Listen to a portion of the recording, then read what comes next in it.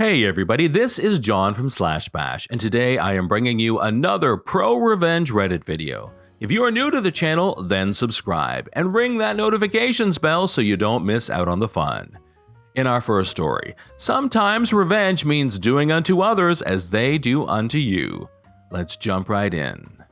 To start, I bought a house with the intention of doing a flip. When I moved in, the self-appointed block captain let me know who they were the first day.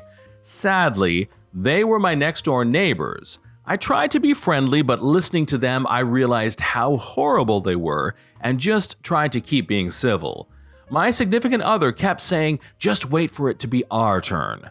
They bragged about their contacts with the city, forcing people to make improvements on their houses, getting undesirable renters out of the houses, and just harassing people in general. As I worked on flipping my house, the wife became a worse thorn in my side. To start, she demanded I put up a fence so people would quit cutting through my yard and scaring her. Then, she and her husband demanded I take care of the weeds in the yard, or they will do it and bill me. After that, during a storm, a tree scraped their shingles and they asked for $1,200 to replace them. The tree was there before I moved in, and by code, they are responsible to cut back the branches to the property line. When I wouldn't pay, they had a relative jump my fence and cut the trees down. Needless to say, I began to ignore them, so she became a constant gnat and moved on to another target. Then one day, as I was tearing down my deck for a patio, I realized she put a feral cat colony on a section of my property. I had wondered why all those stray cats were around, and I finally found out. I reached out to the city and demanded it be removed, but they said she followed the law on getting it in place. As I tried to get it shut down, she began some unhinged behavior, from standing in her window staring at me, yelling out the window at me, to hitting the fence with items to scare my dog. Here is where the revenge started. I started by filing an HRO harassment restraining order against the wife and had it granted ex parte with the evidence I provided. Of course, she contested as it was defamatory to her character. Before the hearing, the husband tried to physically intimidate me, so I filed one against him, and it was also granted ex parte. In the hearing, it came up that there was an HRO against the husband as well. They dodged being served until I had it published as a means of service. I started to make complaints about them and their house. Also, I made police calls when necessary. As I did this, the other neighbors began to realize they could do to them what these people had done to them and others. For example, I was having my front door replaced, so I needed a building work permit. I knew they were doing internal remodeling, so I called the city inspector and they were fined for not having a permit. As she ranted at the inspector, he looked at my window and saw I had mine displayed. Their back porch became hoarded, so I made another call to the city inspector and they had to clear it out. Then they had a broken window on the porch door, so I called an inspector and they had to replace the door.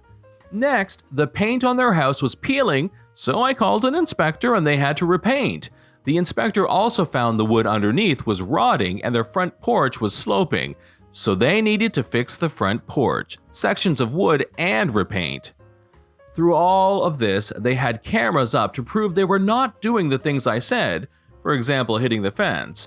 They also pointed a camera at my backyard. As it was legal to point a camera into my yard and a part of my HRO was her intrusive watching behavior, I gave the camera the middle finger on my way to and from my garage. When she complained, with the city tiring of her, their response was to note that she was admitting to intrusively watching me. The fight over the cat colony came to an end when I realized one of the cats had a serious disease and I began to capture them and turn them into animal control. Don't worry, animal control was part of the feral cat program, so they would not be put down, but the neighbor would have to pay a fine to get each cat out or have the colony closed. Finally, I caught the sick one, and it had rabies. Part of the program was for her to capture each new cat and have it vaccinated, something she willingly admitted to not doing on her GoFundMe for the colony.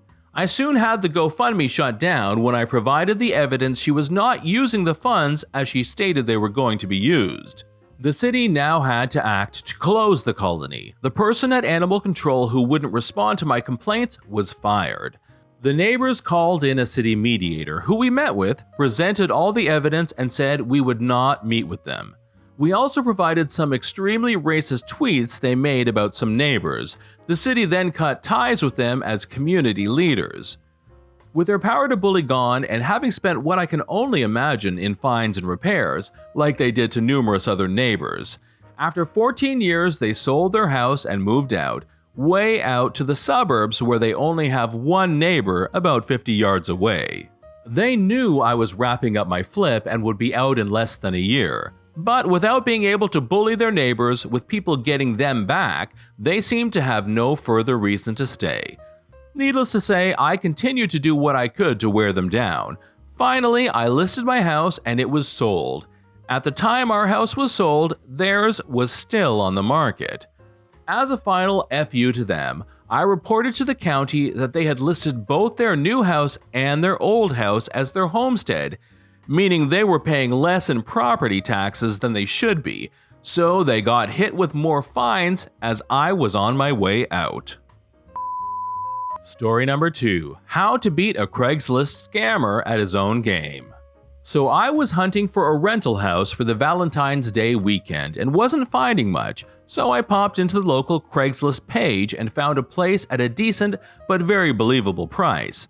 No contact info or website, so I emailed through the Craigslist relay. Everything sounds legit, and then he asks me to pay using Zelle or bank transfer. Immediately, I knew it was a scam, but I played along acting confused because I'd never used Zelle. He sends me the Zelle info to send the payment.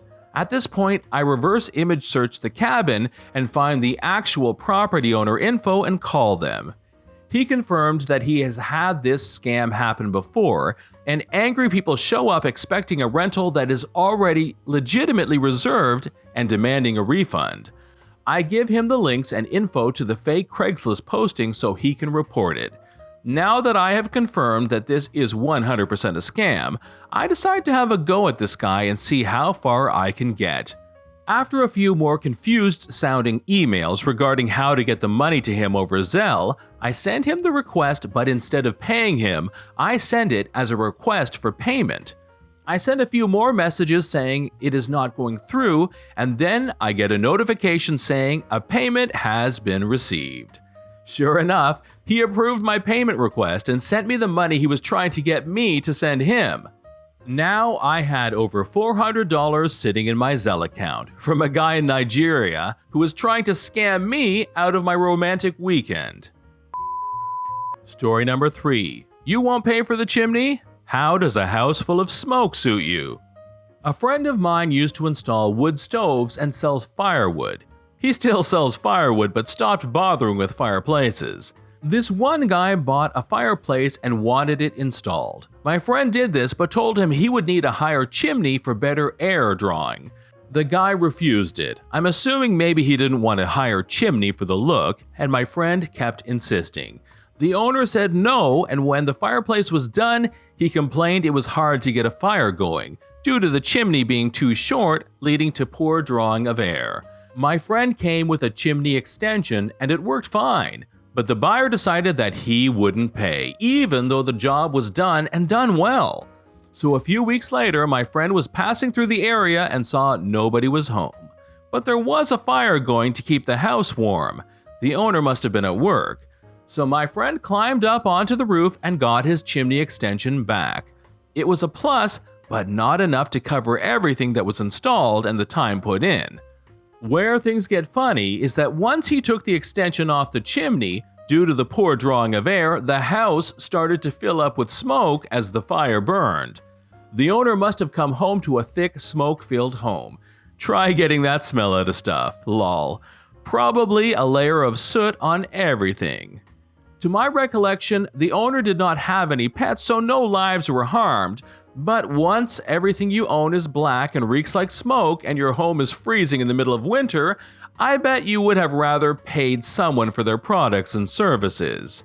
I hate people like that. When they know from the point they hire you, no matter how good a job you do, they will try to find some reason not to pay you. This is John from /bash. Please hit that like button to help with the mighty YouTube algorithm and subscribe if you're new. Thanks for watching, and we'll see you in the next one.